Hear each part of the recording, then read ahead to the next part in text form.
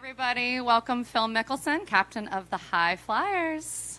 Start with you, Mike, as always. You always got the team championship in a couple of weeks.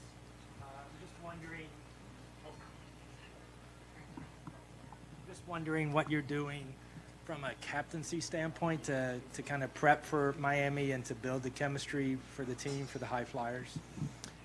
So we're pretty far down the list, and we're not in a position to get a bye on Friday. So we're trying to use this week as, let's get our game sharp. We have a lot of good players. We haven't put it together, and we need to build a little bit of momentum as we head into the final event of the year.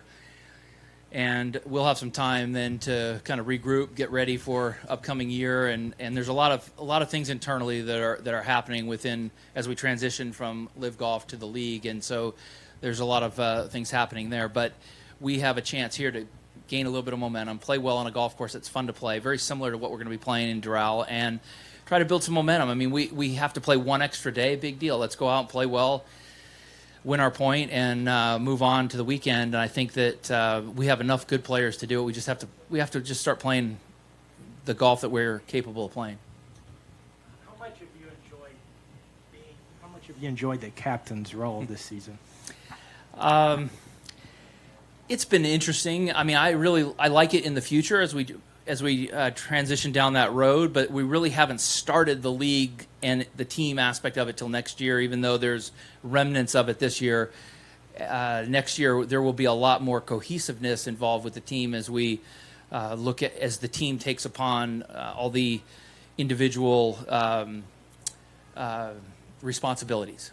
So our travel, our expenses, our uniforms, our all the details of it will really start to take place next year, and it's been a lot of work. But I think in the long run, once we get going after a year or two, I think it's going to be a really cool thing.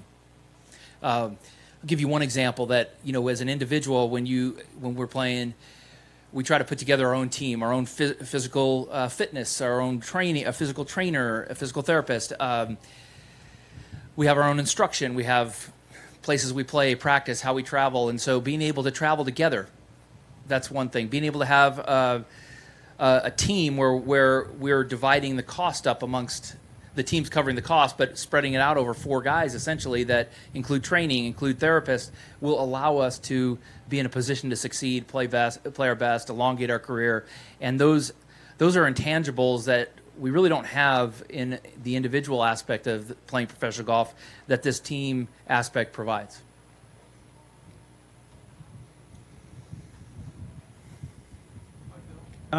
You made some comments about this country last year, which you've apologized for. I just wondered how you feel about now you're here. Have you changed your opinion? So I will reiterate, I never did an interview with Alan Shipnick, and I find that my experience with everybody associated with LIV Golf has been nothing but incredibly positive, and I have the utmost respect for everybody that I've been involved with. Teddy? Hey, Phil, Teddy Fenton with Luckiest Golfers on Earth.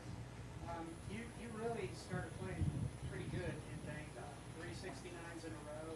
Do you feel like you've kind of turned the corner with your game and you're about to have a great weekend?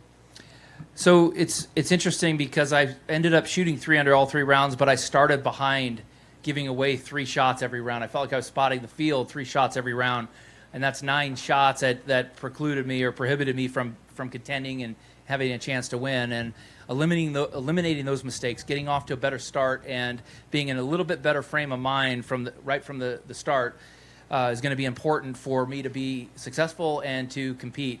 I feel like I'm playing well enough to do that, but I've got to eliminate some of those errors. But the quality of shots, and the performance is there, but I've got to get the score there. Just a follow-up. Did you get some new ink when you hang that down? I did, yeah. What's the tattoo? What's it all about? It was supposed to be this. Didn't really turn out that way. It's not permanent, though. So it was just something we had last night at the dinner. There was some people making little painting on little henna tattoos, so I went for it. Yeah. Bob, go ahead. Phil, obviously, when you were here last time, things have changed a lot in the world of golf. But this was sort of, on the cusp of people's minds. I mean, LIV Golf. Something was going to happen. At that point, what did you envision, and how much is it different than maybe what you thought it might be? Well, it evolved a lot, and it will continue to evolve over time. There were a lot of opportunities that were left open for somebody to come in and do this. I think if you look back into the 70s, what happened with cricket is probably the best analogy. I think that, as I said earlier, for a long, long time, my 30 years on the PGA Tour, pretty much all the best players played on the PGA Tour, at least for the last 20 years. That will never be the case again. And I think going forward, you have to pick a side. You have to pick what side do you think is going to be successful. And I firmly believe that I'm on the winning side of how things are going to evolve and shape in the coming years for professional golf. And we play against a lot of the best players in the world on LIV, and there are a lot of the best players in the world on PGA Tour. And until some of the until both sides sit down and have a conversation and work something out, both sides are going to continue to change and evolve. And I see LIV Golf trending upwards. I see PGA Tour trending downwards, and I love the side that I'm on. And I love how I feel. I love how I'm reinvigorated and excited to play golf and compete. I love the experience. I love the way they treat us. I love the way they involve us and listen to us in decisions. I mean, it's so inclusive. It's so fluid that LIV Golf is leading, whether it's shorts, whether it's other aspects of professional golf that are going to change and evolve. Those positions will be led by LIV. Are you surprised at all, given that there were some setbacks at the early point, that they were able to pull it off to this degree? In other words, 7th tournament, you're going to have an 8th. They've all played out, and in rather short order.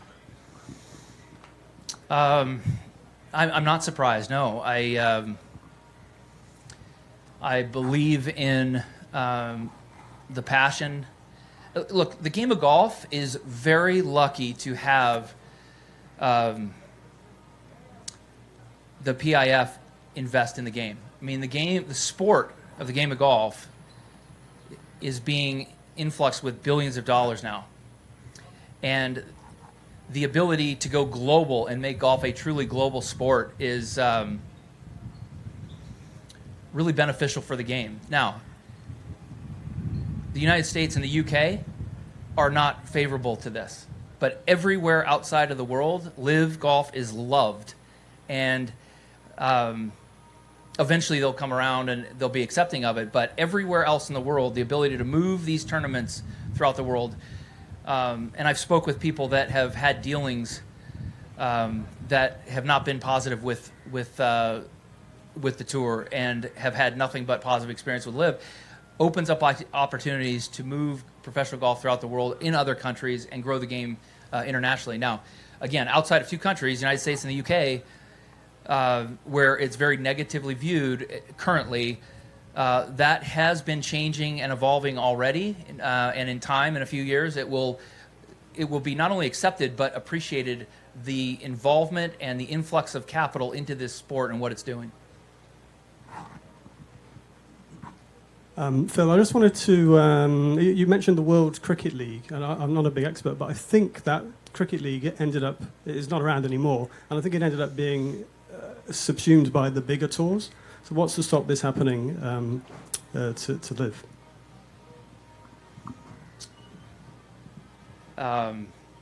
The single game trials, and again, I didn't grow up with cricket, but I am becoming somewhat aware of what Kerry Packer did to evolve cricket and to pay the professional cricket players a reasonable fee. I mean, I think they were making $200 a game back in the 70s, and they weren't getting paid, and there wasn't television rights, and they were all having to have jobs, and yet there was still money coming in. And when Kerry Packard came and got involved and started paying the guys and started paying them what they were worth and what they were bringing in, it totally changed, and we're seeing that happen now.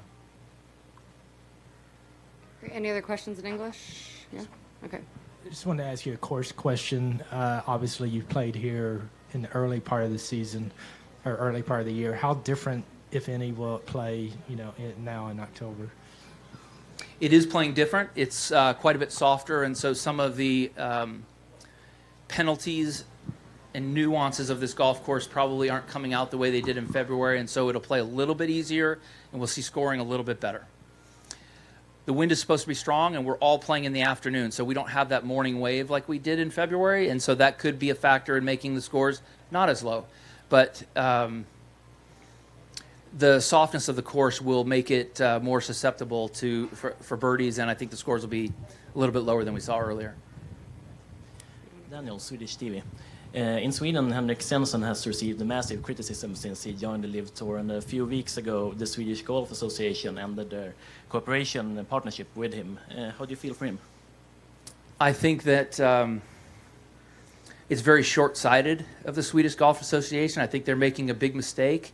I think given all that Henrik Stenson has done to grow the game within the country of Sweden, from having his event and his partnership with Annika, and having events, growing the game with kids, putting capital through his foundation in the game.